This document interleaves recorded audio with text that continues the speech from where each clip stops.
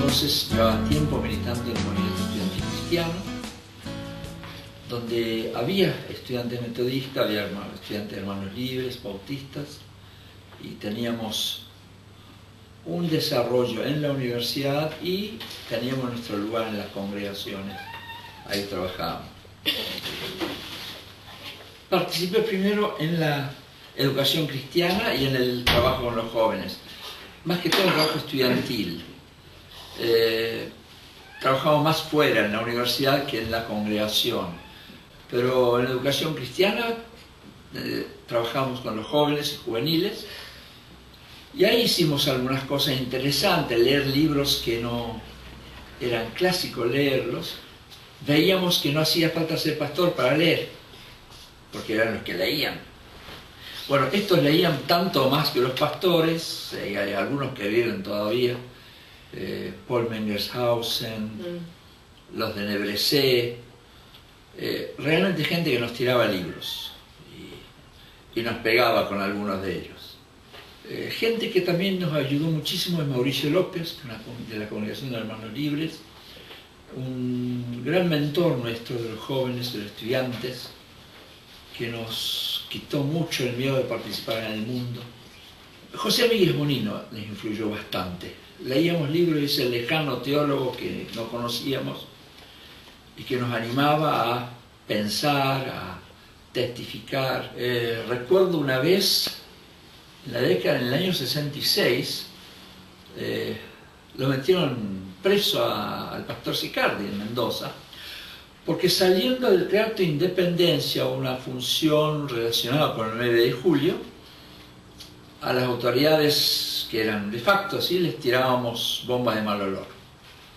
Y la policía nos corrió, y muchos corriendo frente a la Plaza de Independencia, algunos se metieron a la iglesia metodista, que estábamos con un casamiento.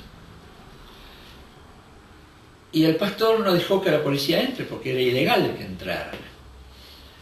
Pero cuando se terminó el casamiento y salió a la calle a saludar a la gente, en cuanto pisó la vereda lo metieron en cana. Y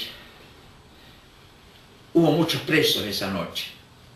Y cuando alguien se enteró de que había un pastor metodista preso, no le gustó y fueron a sacarlo, y él se negó a salir.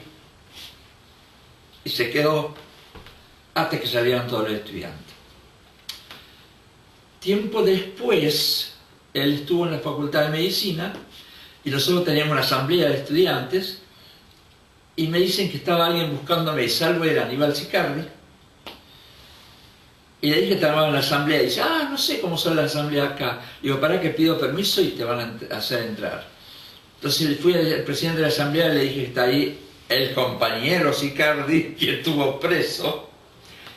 Entonces le hicieron parar y todos se pararon a aplaudirlo. Y le pidieron que diga algo, dijo algunas cosas, a Aníbal Sicardi no le falta texto para eso, y después se quedó un rato al lado mío escuchando cómo eran las discusiones de la asamblea. Fue una presencia real allí, que la gente sabía que era un evangélico, que era un metodista, que no se interesaba lo que pasaba. Y eso realmente era una de las cosas que nos animó mucho en la militancia estudiantil. Éramos cristianos militando con otra gente que no eran cristianos, y en ese sentido la importancia del movimiento estudiantil cristiano era grande, porque nos animaba a tomar las cosas del mundo como cosas importantes.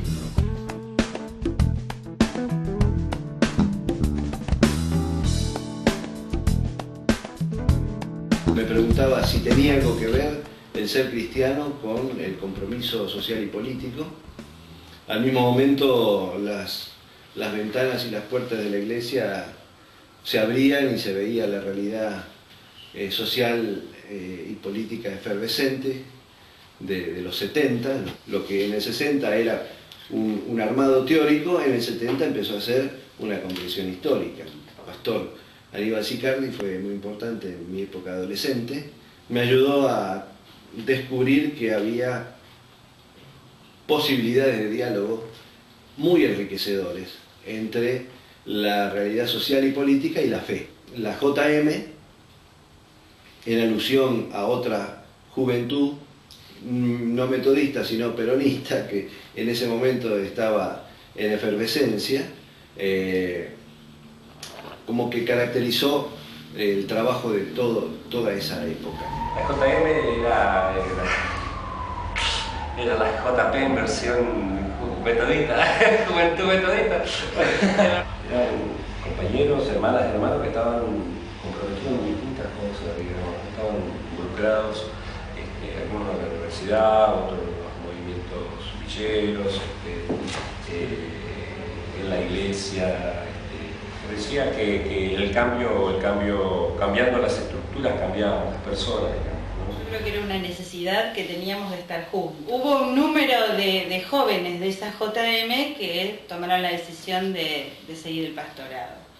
Y yo creo que tiene mucho que ver eso, que fue muy movilizante todo lo que vivimos como grupo. Y nosotros estábamos en la junta directiva local, por ejemplo, o éramos delegados a la asamblea regional por nuestra congregación, cosa que no era nada usual en la mayoría de las congregaciones de la Iglesia Metodista.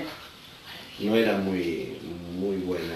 El énfasis de compromiso social, de trabajo en villas, de ingreso de gente villera a las congregaciones, no fue aceptada en muchos casos. El joven tenía que ingresar a la iglesia y amoldarse a ella, ¿no?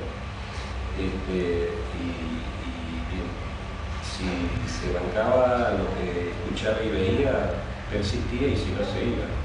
En las iglesias después nunca logramos darle continuidad a estos desafíos, ¿no? Porque los campamentos eran para desafiar a los jóvenes, pero después no hubo continuidad. Y si se los desafiaba al compromiso, resulta que no le decíamos a dónde podían ir a comprometerse. No había una estrategia, entonces nos entusiasmábamos con una cosa y después le decíamos, y nunca dijimos, che, ¿la querés venir a trabajar acá? ¿Querés venir con nosotros? ¿Querés ir a tal lugar? Es decir, tener como una variedad de ofertas para que los jóvenes, de acuerdo a sus motivaciones, a lo que estaban estudiando, a lo que querían estudiar, si tenían dudas con respecto a sus vocaciones, posibilidades, abrir puertas, abrir ventanas para que se pudieran insertar en algún lugar y por un tiempo que estuvieran, aunque sea haciendo una pasantía de 15 días, un mes. Yo con los años aprendí algo en la iglesia y en mi propia práctica como creyente. Es que a mí me ayuda mucho haber descubierto de que Jesús vino a anunciar la venida del reino de Dios y su justicia. Él no vino a predicar ninguna institución en especial, incluso no vino a anunciar la llegada de la iglesia, o de las iglesias. Vino a anunciar justamente la llegada del reino de Dios y su justicia.